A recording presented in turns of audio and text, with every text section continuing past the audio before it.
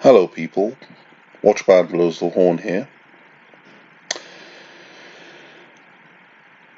It is all a game of thrones.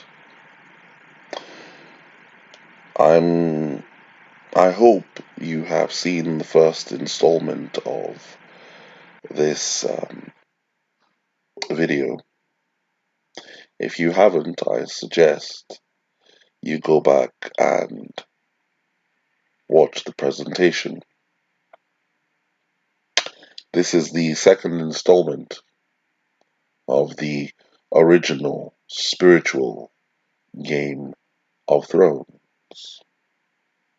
So, we move forward. Once again, the Lord stated, "And I will set my throne in Elam, and will destroy from thence the king and the princes, saith the Lord." Jeremiah 49, verse 38. Perhaps this is the reason why the story of Esther is set in Shushan, which is the same as Susa, which is in Elam. Of course, this is Shushan was mentioned in the book of Nehemiah, chapter 1, verse 1. The words of Nehemiah, the son of Hakaliah, and it came to pass in the month of Chishlu, in the 20th year, as I was in Shushan, the palace. Nehemiah 1, verse 1. Shushan is also mentioned in Esther as the setting of the story of Esther. And it's interesting because the story of Esther is a shadow of what the end times will be like. Now it came to pass in the days of Ahasuerus, this is Ahasuerus which reigned from India even unto Ethiopia, over 127 provinces, that in those days when the king Ahasuerus sat on the throne of his kingdom, which was in Shushan, the palace. Esther chapter 1 verses 1 and 2.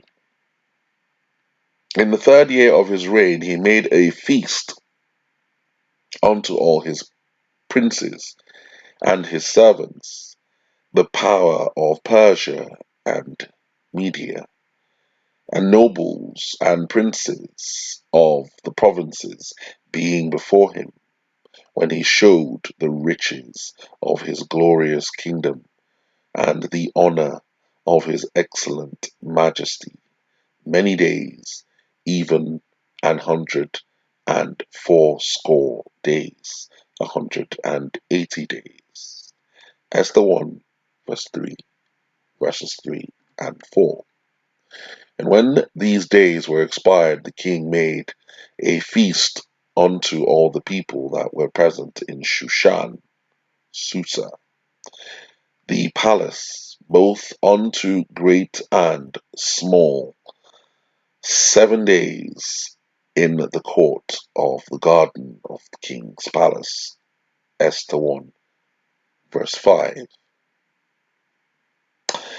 It is agreed the Hebrew Ahasuerus was derived from the Persian version Xerxes first. Historian Herodotus describes Xerxes first as being susceptible to women and in the habit of making extravagant offers to them, just as he did to Esther, up to half my kingdom. Vashti, as a girl's name, is of Farsi and Persian origin, meaning the beautiful one. Of course, Vashti in the story stands for Israel, the beautiful. In the Bible, Vashti is the wife of King Ahasuerus of Persia. Of course, King Ahasuerus summons Vashti, but her beauty has made her proud, so she doesn't honor the king, which leads to her rejection. Hadassah, as a girl's name, is of Hebrew origin, meaning myrtle tree.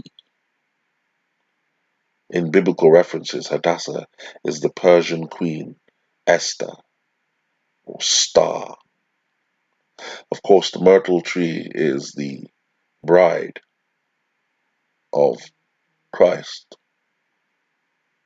So King Ahasuerus in this story stands for Yeshua.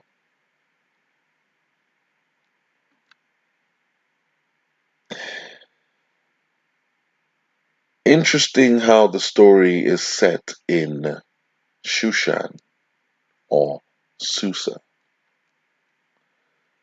which is in Elam,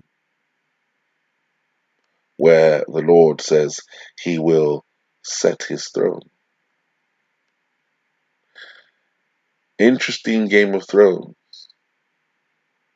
The Antichrist wishes to sit on the throne of Yeshua, and one day Yeshua will set his throne in Elam,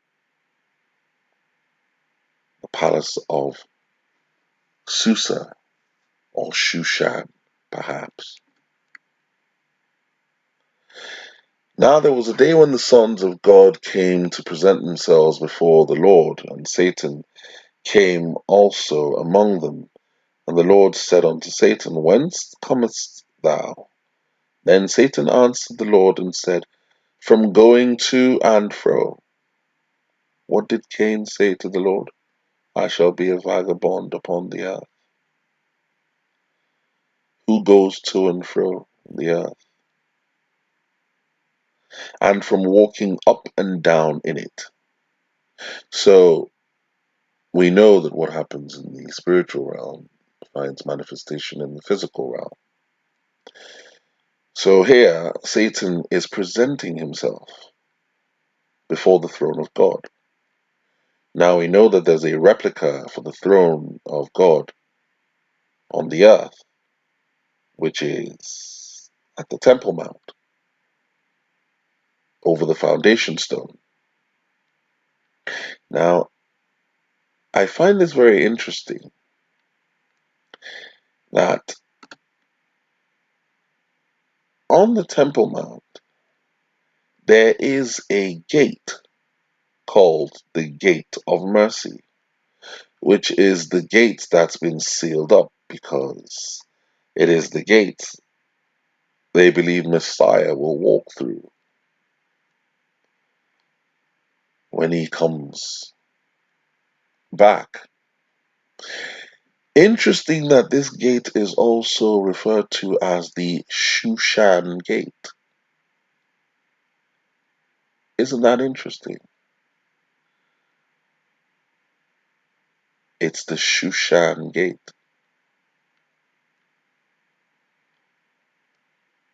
I just thought I'd share that.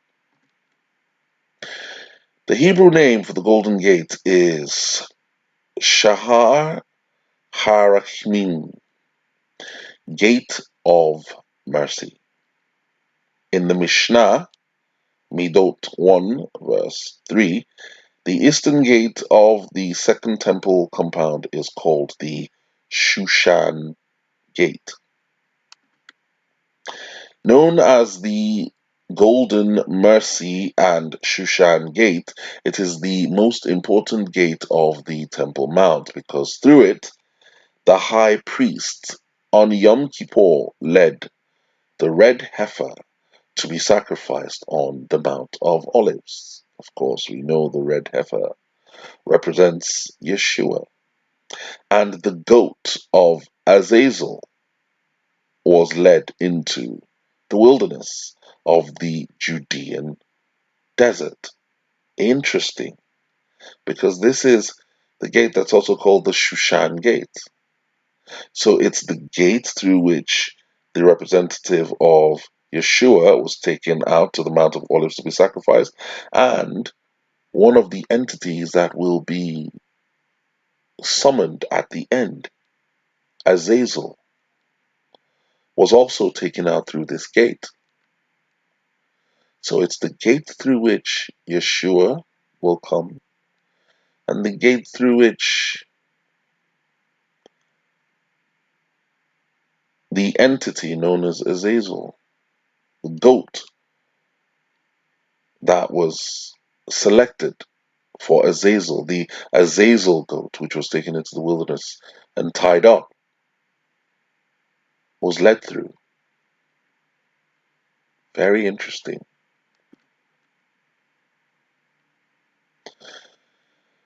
Of course, outside the borders of Eden, on the right and on the left,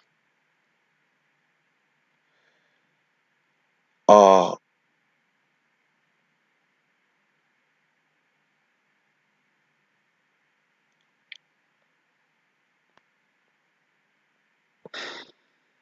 locations um, described in the Bible as being very interesting locations.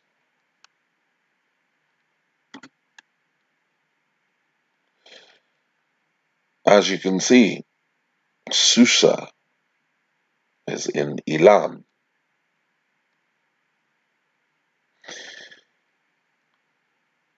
Now, this is where it all started. This is where Cain built his first city. And then, after his death,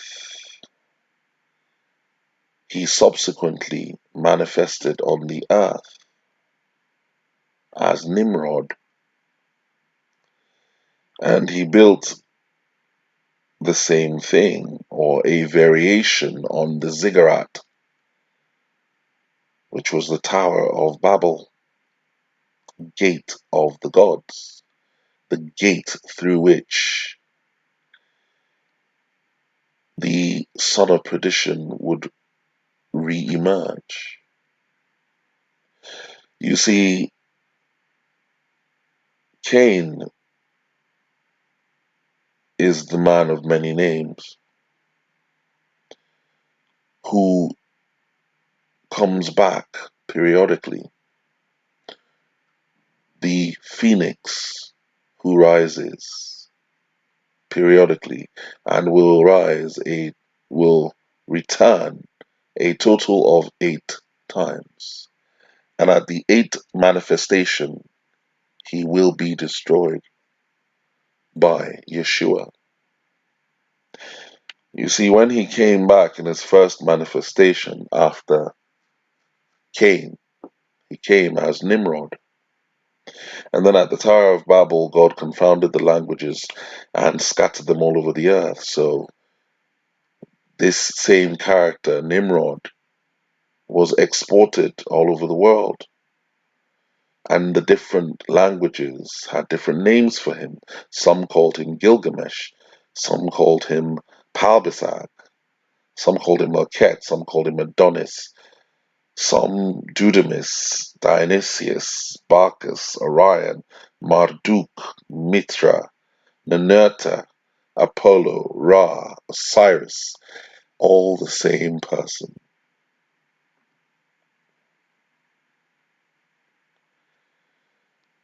And then, of course, Nimrod is also the one referred to as the Assyrian. And the Assyrian the Assyrians conquered Elam. So Elam was part of the Assyrian Empire, Susa. The Assyrian conquest of Elam refers to the conquest of Elam in western Persia by the Neo-Assyrian Empire, 911 BC, 609 BC. The Elamite lands were finally ravaged beyond repair in 639 BC. The Assyrian Empire,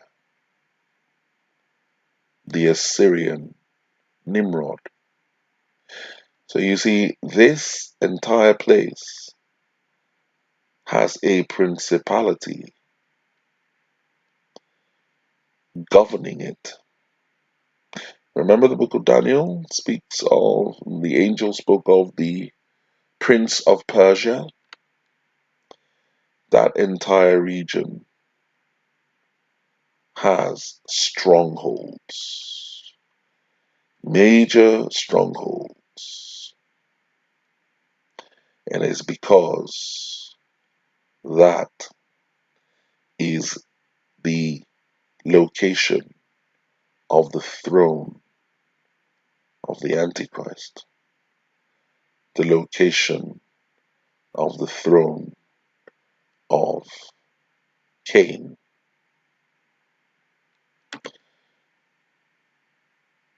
The ziggurat was his first design. The oldest ziggurat can be found in Elam.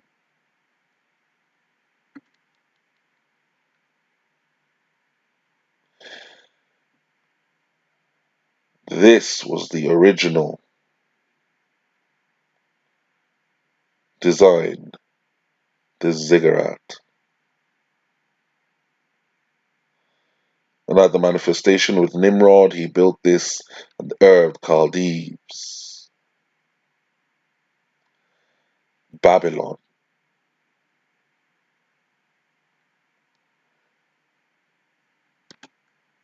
And it was this,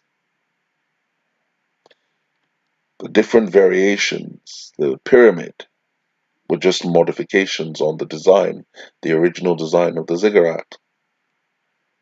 These are remains of the pyramids in Kush, which is modern-day Sudan, the Kushite pyramids, and pyramids in South America, pyramids in Asia.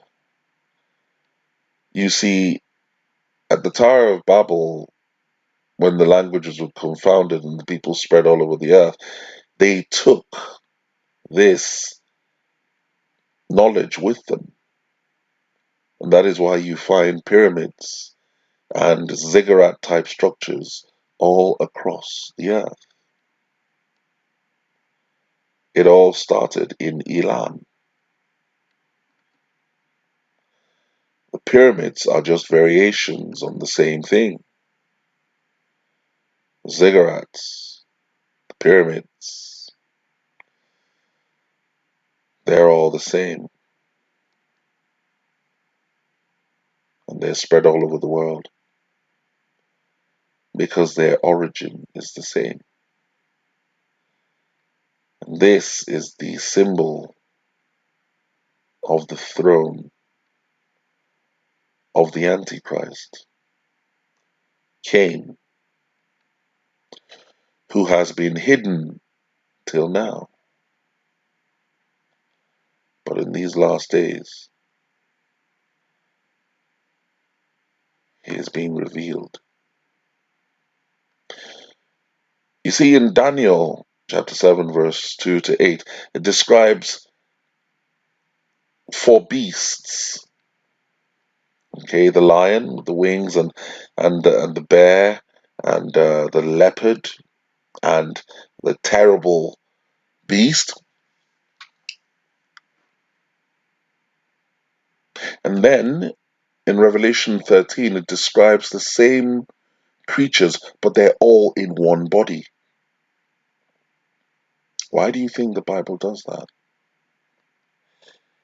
The Bible is trying to tell you that all the beasts, even though they manifest at different times as different kingdoms, are basically one and the same.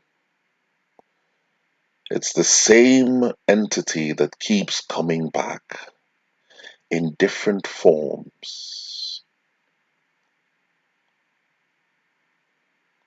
The same entity that keeps coming back in different forms.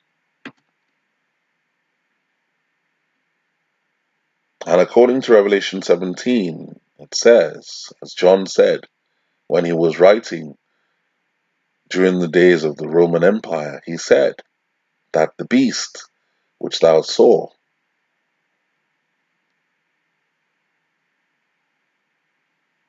are 8 kings. As at the time he was writing, he said 5 had fallen: Elam, Babylon, Egypt, Medo-Persia, Greece. And he was writing during the time of the Roman Empire. So 5 had fallen, 1 is, the other is yet to come, and when he comes shall come a short time. And the 8th,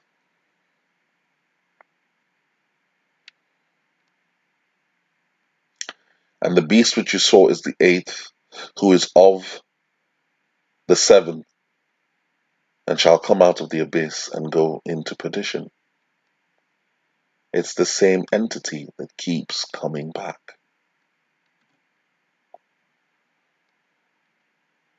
Revelation 17 speaks of the harlot that rides the beast, which is Saudi Arabia. Of course, the depiction of the beast here is not accurate. This is a more accurate depiction of the beast. So, the beast destroys the harlot, Saudi Arabia. Revelation 17, the desert harlot, AL-HINAZ. Of course, most people don't realize, they think that the Babylon spoken of in Revelation 18 is the same as Babylon spoken of in Revelation 17. However, consider this. Why would the Lord speak of the same Babylon in chapter 17 and chapter 18? The Lord is speaking of 2 different entities. You see, the Babylon in chapter 17 is a mystery. She's a woman, she's a harlot, she's in the desert. The Babylon in chapter 18 is totally different. Try doing this. Just get a sheet of paper and write out all the qualities of Mystery Babylon in chapter 17. And on the opposite side, write out all the qualities of and what eventually happens to the Babylon spoken of in Revelation 18. You decide whether they are speaking of the same entity. The Babylon in Revelation 18 sounds more like the United States, whilst the Babylon in chapter 17 sounds more like Al-Hijaz, Saudi Arabia. Back to the point. So, in the last days, the Lord, Yeshua, will summon 2 entities, as we read in Isaiah 7 verse 18. He will summon the fly from Egypt and the bee from Assyria, the twins, in inverted commas. So let us start with the bee in Assyria. Who is the one hidden in Assyria? Central to the beliefs of Twelver Shia is the story of the hidden Imam. Who else was hidden in the Bible? Muhammad al-Mahdi, or simply the Mahdi, meaning divinely guided one. In 874 AD, the 6-year-old son of the 11th Imam went into hiding, or a state of occultation. In other words, he is not in this realm. So he was in this realm, then he left. To protect himself from the persecution of the reigning Abbasid Empire, the Shia believe that he hid himself in a cave below a mosque in Samarra. This cave is blocked by a gate that the Shia call BABEL al-Ghayaba, or the Gate of Occultation. You can't make this up. This is one of the most sacred sites in Shia Islam, and the faithful gather here to pray for the return of the 12th Imam. The occultation of the Mahdi, known as Ghayaba in Arabic, will end with his return to the world for the Last Judgment. This period will be marked by violent upheavals and attacks upon the faithful, but in the end, the Mahdi will deliver the world to peace. Are you listening to this?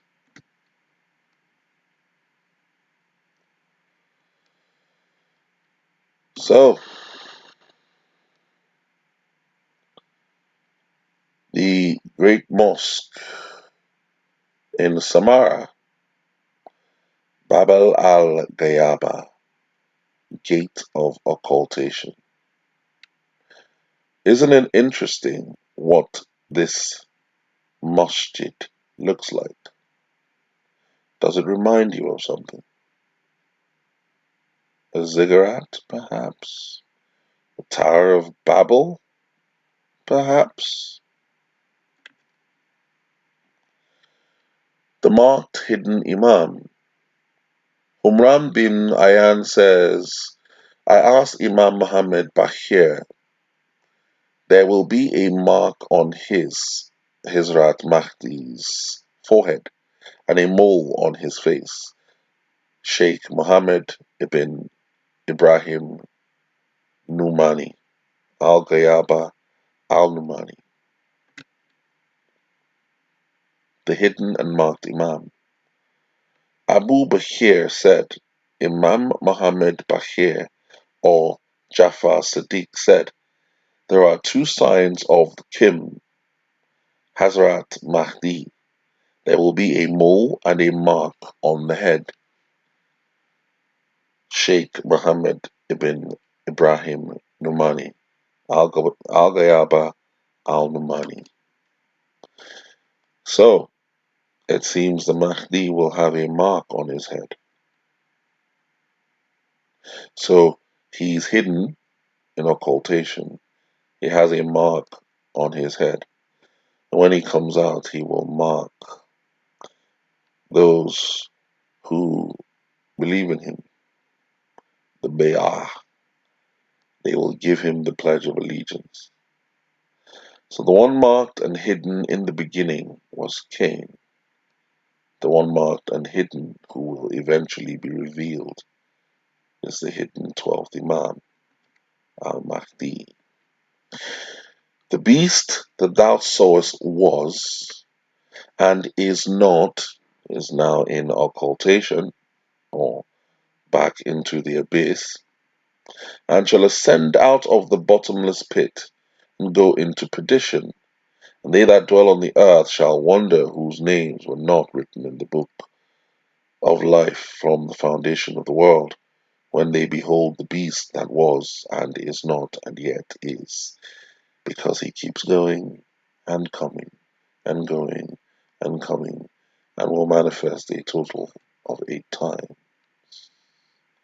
the beast that was not, and is, and yet, and the beast that was, and is not, and yet is.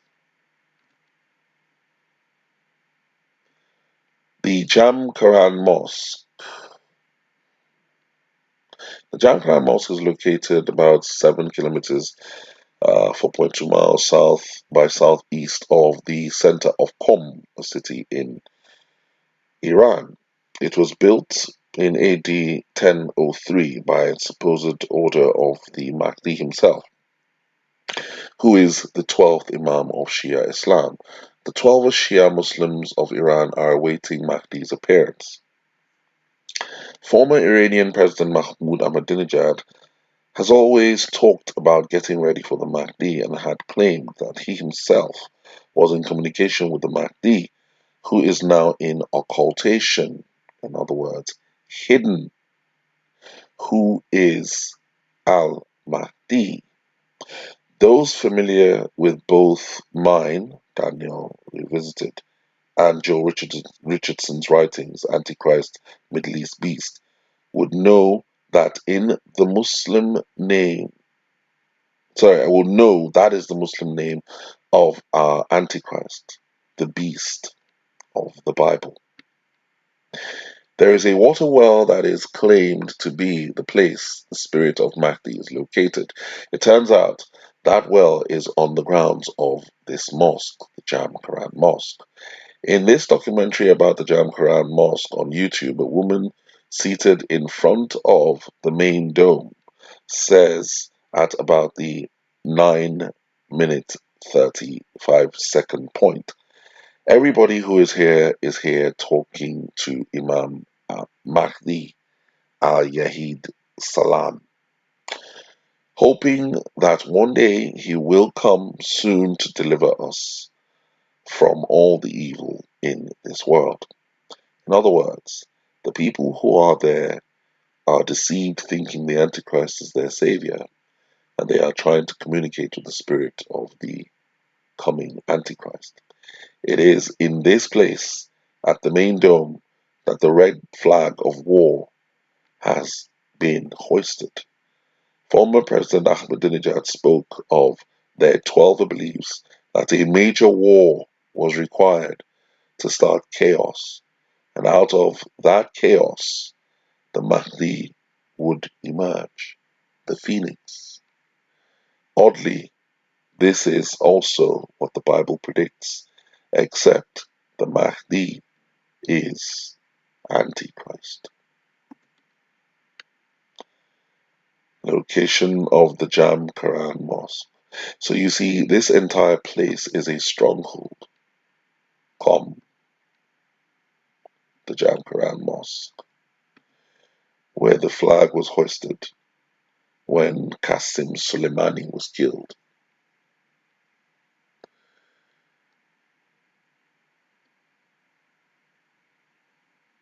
They wish to start a war that'll create chaos, out of which the phoenix will rise.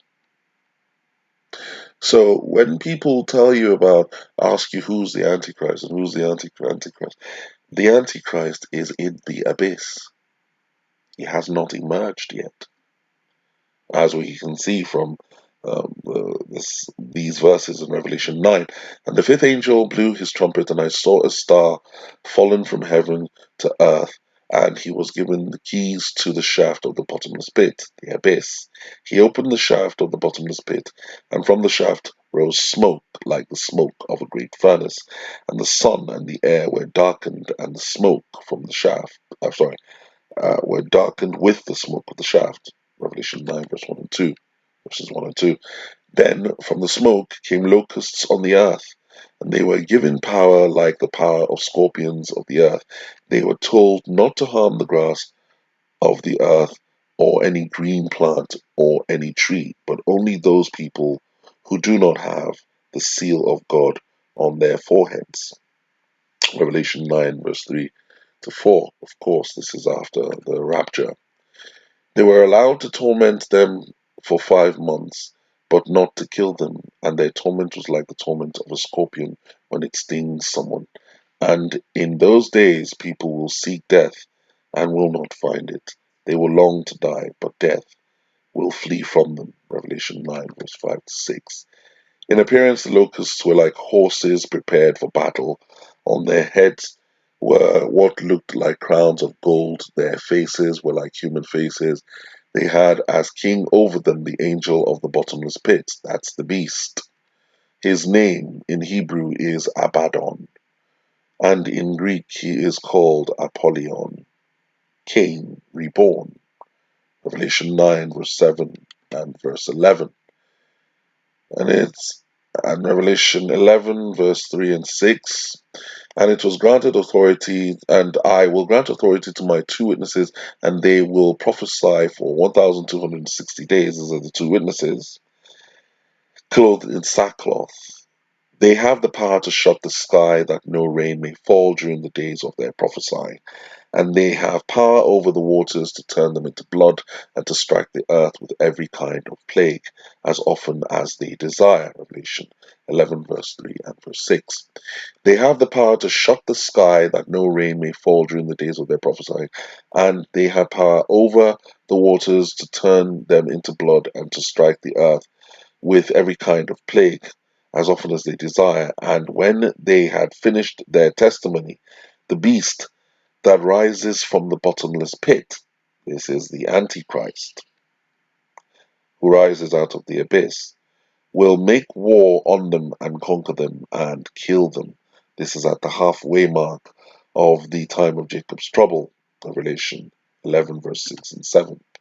The beast that you saw, this is Revelation 17, verse 8. The beast that you saw was, and is not, and is about to rise from the bottomless pit and go to destruction, perdition. That's why he's called the son of perdition. That is why he was marked in the beginning. He was marked for destruction. He was marked as irredeemable. And the dwellers on the earth whose names have not been written in the book of life from the foundation of the world will marvel to see the beast, because it was, and is not, and is to come. Revelation 17, verse 8. Abaddon, Apollyon, Palbisag, king of Assyria, king of the world. Wouldn't he just love that? To be the king of the world. It's all a Game of Thrones. Abaddon. And it was commanded them that they should not hurt the grass of the earth, neither any green thing, neither any tree, but only those men which have not the seal of God in their foreheads. Revelation 9, verse 4, and Revelation 9, verse 1 to 21. Abaddon, king of the abyss. In the spiritual realm,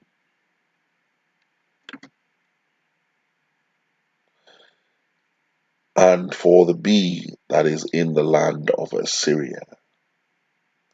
This is the bee that is in the land of Assyria. Interestingly enough, at the very end of the Euphrates River, in a place very close to Elam, is a place called Abaddon. Isn't that interesting? The king of the abyss is called Abaddon, and we have this place at the end of the Euphrates called Abaddon.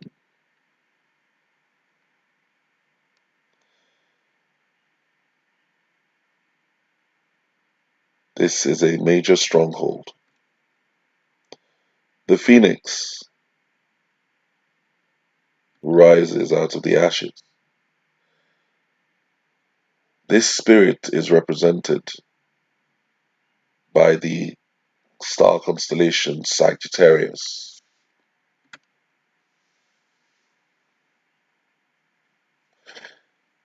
And we know for a fact that he will not be allowed to come upon the earth until the bride of Christ has taken out, the elect bride.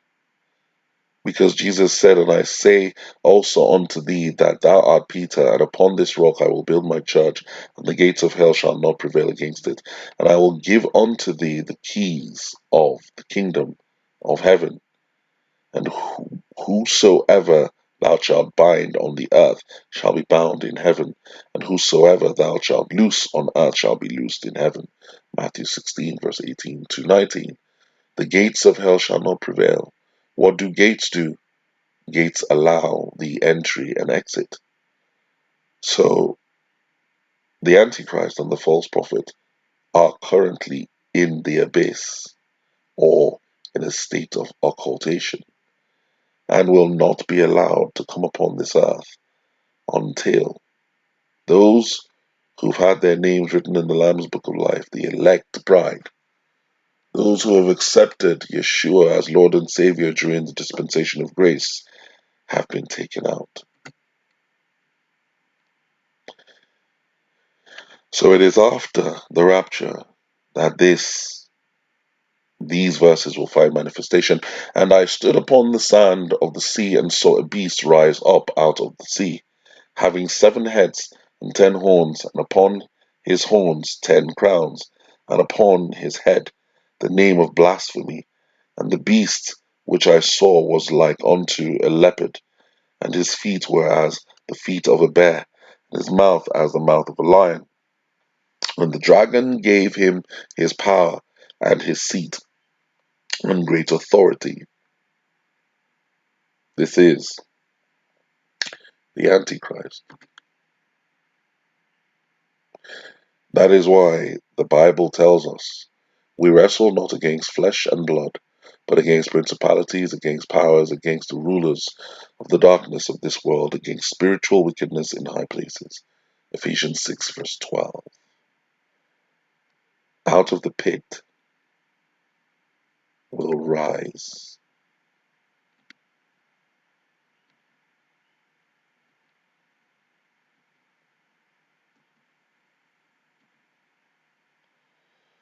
Out of the state of occultation, out of the abyss, out of this well, Jam Karan Mosque, according to the 12 Ashirs, the Mahdi.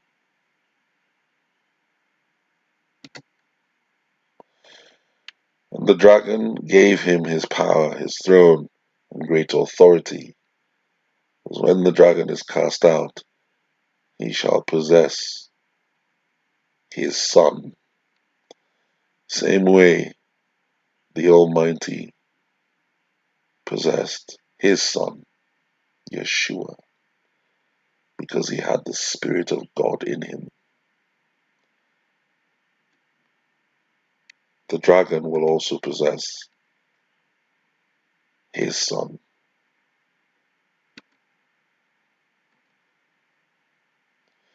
The hidden Imam.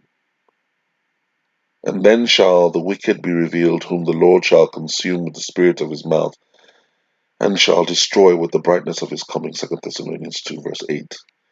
The beast that thou sawest was, and is not, and shall ascend out of the bottomless pit, and go into perdition.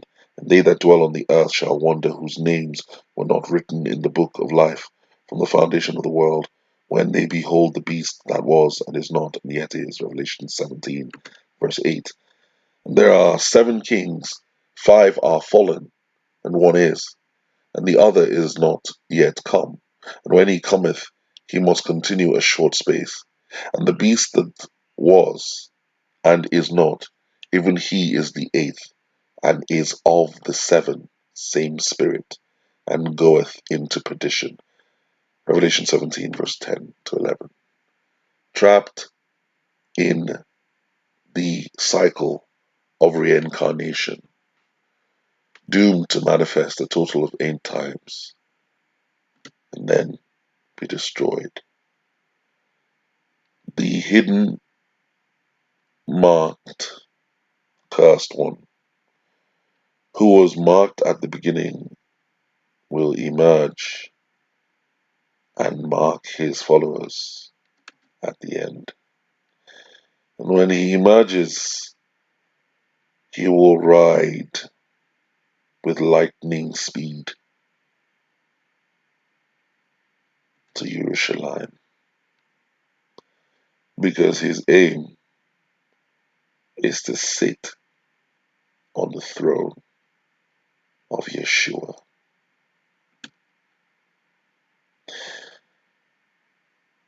Second Thessalonians 2 verse 3, verses 3 and 4.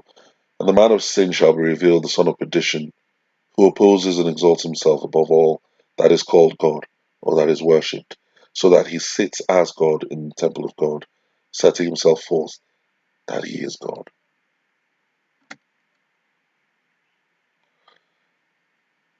One comes from above, one comes from below.